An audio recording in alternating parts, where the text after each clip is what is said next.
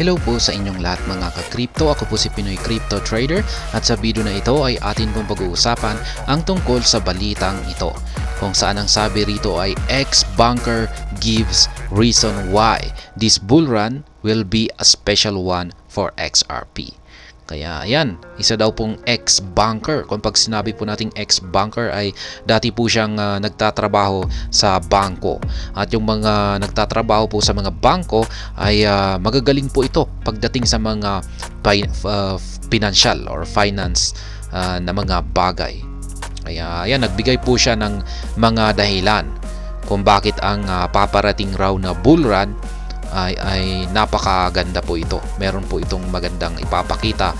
Ayan, lalong-lalo na kay XRP o Ripple. Kaya yan po ang ating aalamin, yung kanyang mga dahilan kung bakit niya nasabi ito na napaka-special kay XRP ang magaganap na or paparating na bull run. At ayan, bago po tayo magpatuloy ay nais ko lamang po munang bigyang linaw ang aking disclaimer kung saan ang nilalaman po ng video na ito ay hindi po ito isang financial advice. For education and information purposes lamang po ang layunin nito. Maliban po dito ay nais ko na rin pong magbigay babala na wala pong kahit anumang group chat ang Pinoy Crypto Trader. Yan, sabi rito ay in a recent tweet, Kai Ren. Ayan, siya po yung former banker, si Kai Ren. At inilabas po niya yung kanyang pahayag dito sa isang tweet. Sabi niya rito ay expressed his optimism about the upcoming bull run for the third largest altcoin XRP. Kaya yan, inilabas po niya yung kanyang optimism, yung kanyang positibo na pananaw dito sa paparating na bull run. Ayan, dito kay XRP. Siya po ang third largest altcoin ngayon, emphasizing the significant changes that have transpired since the last market cycle. Yan. Kasi marami na pong nagbago kay XRP, significant changes, lalong-lalo na at nagkaroon po ito ng legal clarity. Siya lamang po ang tanging nag-iisa na cryptocurrency na may legal clarity sa bansang US. Kaya ayan, nung mga last market cycle kasi ay ipit po talaga si XRP kasi siya po talaga yung binabanatan ng SEC. Kaya hirap talaga siyang makaahon maski may bull market, maski may nagaganap na bull market, pero sinasakal naman po siya ng SEC noon. At ngayon at nakawala na po siya, ayan, nabigyan pa siya ng legal clarity, ay ayan po ang magiging isang dahilan kung bakit siya ay magpapakita ng napakagandang performance ngayon sa paparating na bull market. Yan, this bull run will be a special one for XRP, the financial expert proclaim. Ayan, pa-financial expert po ito, eksperto pagdating sa mga ganitong bagay, financial. Kaya siya mismo ang nagsasabi na yan, napaka-special yan ni XRP dito sa papalapit na bull run. Ito po yung kanyang actual na tweet sa kanyang X handle account. Yan, this bull run will be a special one for XRP. Last cycle, we saw heavy suppression and inactivity due to the whole lawsuit case. Yan nga yung sinasabi ko kanina. Nung last na cycle, yung bullish cycle, ay talagang nasuppress si XRP. Dulot po yan ng kanyang issue, yung kanyang lawsuit issue, yung kaso na kanyang kinaharap. But things have changed since then. In fact, change might be understatement as Ripple has flipped around this into the most bullish outcome possible. Yan. Ang nangyari po at nagawa po niyang magtagumpay sa kanyang kaso. Yan, kaso kay SEC.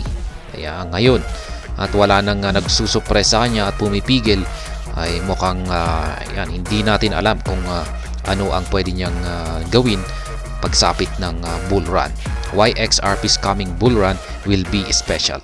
According to Kyrene, the previous bull run was marred by heavy suppression and inactivity due to the SEC lawsuit involving XRP and Ripple. Yan na, yung sinabi natin. Sinabi ko kanina na nagkaroon ito ng heavy suppression na siyang pumigil kung bakit hindi makaangat-angat si XRP noong previous bull run. As a result, XRP failed to engineer a significant bullish trajectory like other digital assets which reclaims new high. Kaya yan, yung naging resulta po noon na naging galaw ni XRP ay hindi po siya nagkaroon ng significant or malaking bullish trajectory na hindi katulad ng ibang mga crypto assets. Yung mga ibang crypto assets ay umakyat po talaga sila at gumawa po sila ng kanilang panibagong all-time high. Samantalang si XRP ay hindi, nabigo po siya. Umangat nga lang siya pero napakakonti or na hindi kagaya ng iba ng mga crypto assets. However, Kyrene believes Ripple has successfully turned the tables, transforming the situation in the most bullish outcome possible. Kaya ayan, naniniwala po si Kyrene na ang Ripple ay nagawa na po niyang baliktarin yung turn the tables. Ibig sabihin ay baliktad po niya yung kanyang sitwasyon. Yan, sa pagiging ipit or kung saan siya ay nasusupress ay siya na po ay nakalaya. Yan, parang ibon na nasa loob ng kulungan noon at ngayon ay nakalaya na po siya. Kaya ayan, dahil sa nakalaya na po siya ay sabi dito ni Kyrene ay mukhang siya ang magiging or magpapakita ng most bullish na outcome. Ayan. Or sa madaling salita ay matindi raw yung kanyang aakyatin. He first highlighted that the legal landscape between Ripple and the US SEC appeared back and forth during the last bull run. The banker noted that the uncertainty had hindered XRP's progression. Ayan ulit.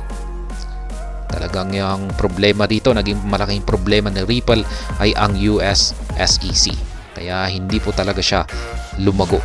Buti na lamang talagang lumaban talaga sila. Lumaban po talaga ang Ripple at hindi nagpatalo. Dahil kung pag nagpatalo sila ay syempre wala ng Ripple ngayon. However, Ripple has emerged victorious in the lawsuit as a US federal court declared XRP non-security. Ayan. Ang kinalabasan po ay panalo ang Ripple. Mismong isang US federal court ang nagdeklara na ang XRP ay non-security. Kasi yung habol po ng US SEC sa kanila ay kino-consider nila ang XRP na isang security. At kung pag-isa po itong security ay kailangan po nila itong i-regulate. Kaya ayan, ito po ay non-security. Moreover, Kyrene noted that the Ripple team secured 2 more victory outcomes against the SEC, further reinforcing XRP's position for the coming bull run. Kaya yan, maliban pa dyan, ay nakasecure po ulit ang Ripple ng dalawa pang victory or panalo laban kay SEC. Kaya yan, isa po yan na bagay na mas lalong nagre-reinforce or nagbibigay ng pwersa sa kalagayan ngayon ng XRP para magpakita ng magandang performance sa paparating na bull run. In parallel, Kyrene pointed out that the consequences of the lawsuit, which led US-based exchanges to deassociate from XRP, have subsided. He highlighted that prominent trading platforms such as Coinbase, Kraken, and Gemini have reinstated support for XRP. Ayan. Dahil po sa panalo or kalagayan ngayon ni XRP ay yung mga nagdilis noon na mga malalaking exchanges kay XRP ay muli po nila itong linista, katulad nila Coinbase, Kraken at saka Gemini. In this context, he gave a shout out to the Uphold Crypto Exchange for standing by XRP throughout the trying period. Yan, si Uphold lamang po yung crypto exchange na hindi po nagdelist kay XRP Ayan, kaya nagpapasalamat po ang Ripple malaki po ang pasasalamat ng Ripple kay Uphold. Ripple CBDC progress is also a point. Ayan, ito naman yung CBDC. Aside from the pivotal transition amid the lawsuit outcomes, the ex-banker highlighted other external developments that make XRP position for the coming bull run a very special. Ayan. Specifically, Kyrene underscored that the impressive momentum in the development of central bank digital currencies or CBDCs. He cited Ripple's partnership with such countries as Palau, Bhutan, Georgia, Hong Kong, and Montenegro. According to him, these central banks are unconcerned about the lawsuit. Kaya yan, ang ganda po niyan. Ang ganda po ng kanyang partnership ni Ripple. Ayan, sa mga bansang ito. Ayan, katulad ni Palau, ayan, Bhutan, Georgia, Hong Kong, at saka Montenegro. Ayan. Isa po ito sa mga impressive na momentum na development dito kay Ripple. Reflecting on the past bull market, Kyrene reminded his followers that XRP witnessed remarkable gains, surging from 1 cent to over $3.50. Yan na rin yung remind or ipinaalala ni Kyrene sa kanyang mga followers na dapat po nating tandaan na nagpakita po ng surge si XRP mula sa presyong 1 cent at higit sa presyong $3.50.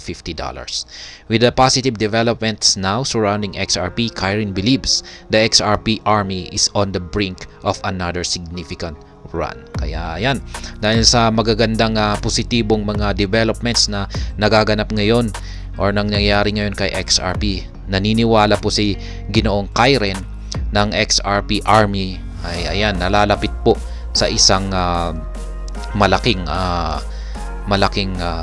pag-angat sa presyo ni XRP or kikita sila ng malaking gain. Kaya yan, lalong-lalo na yung mga nakabili po dyan sa mababang presyo kay XRP. Yan, kasi bumagsak po talaga lahat ng mga cryptocurrencies. Yan, at sana ay nakabili po tayo dyan yan, sa mababang presyo, kasi ako po ay sumasang-ayon kay Kyrene dito na ayan, magpapakita po talaga ng magandang performance si XRP ngayong papalapit na bull run. Kaya yan, yun nga lang, at syempre hindi po ako nakakasiguro kung talagang siya po ang magpapakita ng best na performance. Yan, hindi mahirap pong sabihin kung siya nga ba, pero ako ay masasabi ko rin na parang ako ay sumasang-ayon dahil sa kanyang kalagayan ngayon.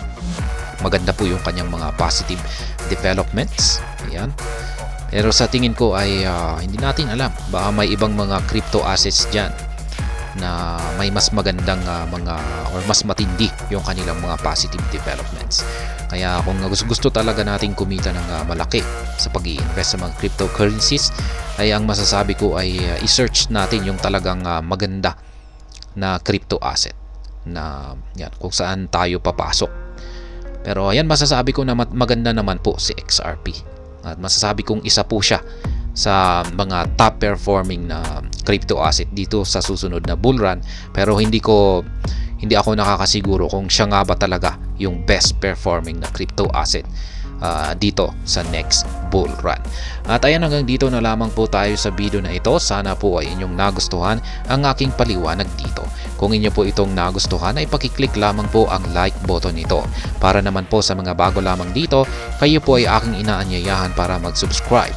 Pakiclick na rin po ang bell icon nito dahil ito po ang siyang magsisilbing notification nito sa mga bago kong videos na akin pong ina-upload sa aking YouTube channel na ito.